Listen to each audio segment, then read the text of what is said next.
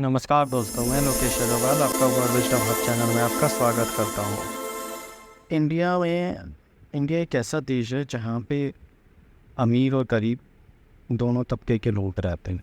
कुछ अमीर तो इतने हैं कि उनके पास सबसे ज़्यादा पैसा है, कुछ गरीब इतने हैं कि उन्हें दिन भर एक वक्त की रोटी भी खाने को नहीं मिलती। मैं ऐसा क्यों कह रहा हूँ, आपने सुना ही होगा कि इंडिया में कोल्ड प्ले का कंसर्ट होने वाला है, तो आज उसी के बारे में हम चर्चा करेंगे।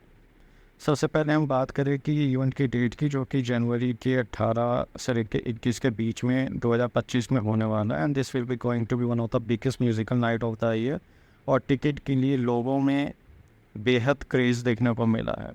कोल्ड प्ले कंसर्ट की वैसे तो ऑफिशियल टिकट डिफरेंट रेट्स पे 5,000, 25,000, 35,000, लेकिन बुक माई शो पर रिपोर्ट के अकॉर्डिंग ये टिकट्स आई हैं। और अब तो बुक माई शो की जब इन्होंने ओपन किया था टिकट्स के लिए तो उनकी साइट ही डाउन हो गई थी, इतनी हाई डिमांड थी उस टिकटों की।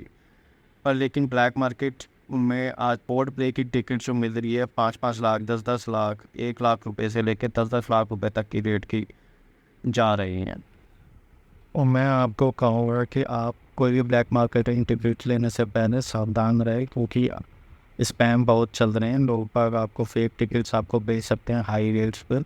तो इससे बेटर आप कोई भी टिकट्स अगर आप कुछ ऐसे तरीके से ले रहे हैं तो कृपया डबल क्रॉस चेक कीजिए।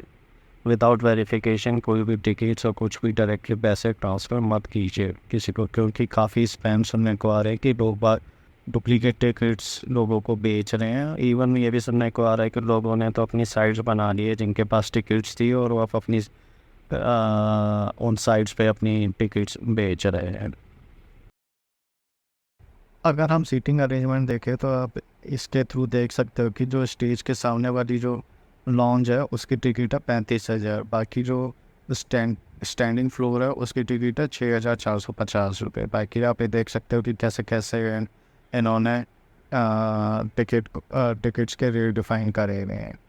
और जैसे ही कोई भी लॉगिन करता है तो उसके मैसेजेस ऐसे करके शो आ रहा है कि कोई 1 lakh 1 lakh people head of you, कोई कह रहा है कि 2,75,000 पीपल हेड ऑफ यू। तो क्या आप इतनी हाई डिमांड होने के बावजूद लोग बाग वह कितना क्रेज़ देखने को मिल रहा है, इसी के कारण ब्लैक मार्केटिंग में टिकट्स के रेट्स काफ़ी हाई हैं। तो अगर आपको कंसर्ट अटेंड करना है तो क्या आप इतना हैवी प्राइस देने को तैयार हैं? और उसी के बीच में जैसे जैसे डेट्स फाइनलाइज हुई है वैसे ही मुंबई के होटल्स के रेट्स भी बढ़ गए हैं। जो नॉर्मल मुंबई का जो रेट अगर 10,000 पर नाइट था वही आजकल 40-50 हज़ार रुपये चार्ज कर रहे हैं।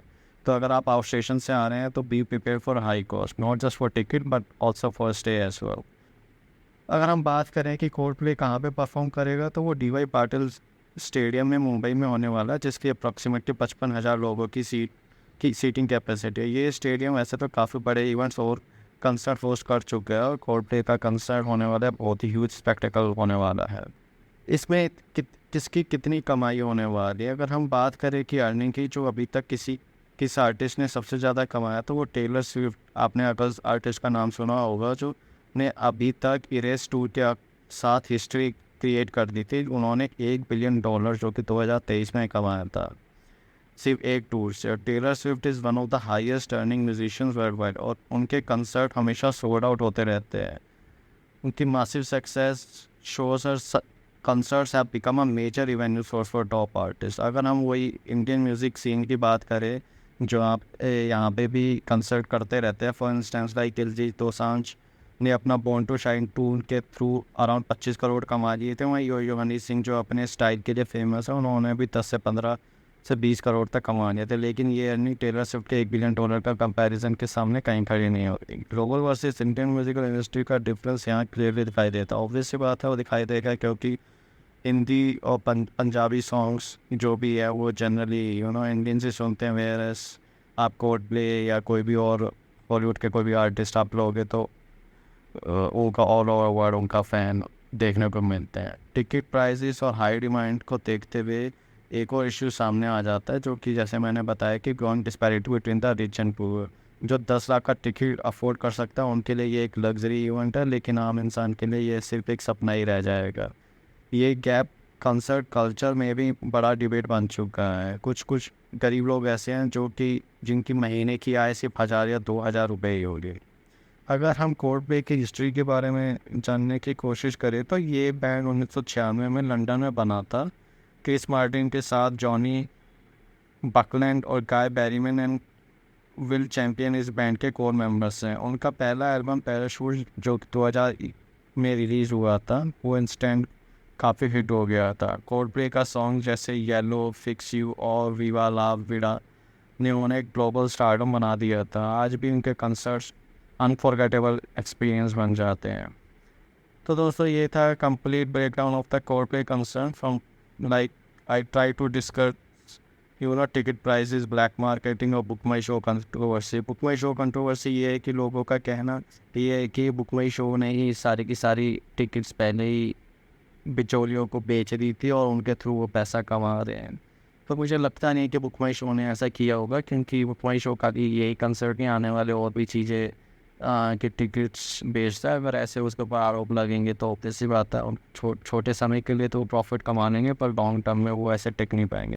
You never know, right. So आप भी जाने वाले हैं इस कंसर्ट में, या आपने कोई कंसर्ट आपने कभी अटेंड किया है? अगर किया है तो प्लीज़ अपना एक्सपीरियंस शेयर कीजिए कमेंट्स पे, और अगर आपको ये वीडियो पसंद आया तो लाइक और सब्सक्राइब कीजिए। Thank you, thanks for watching, bye.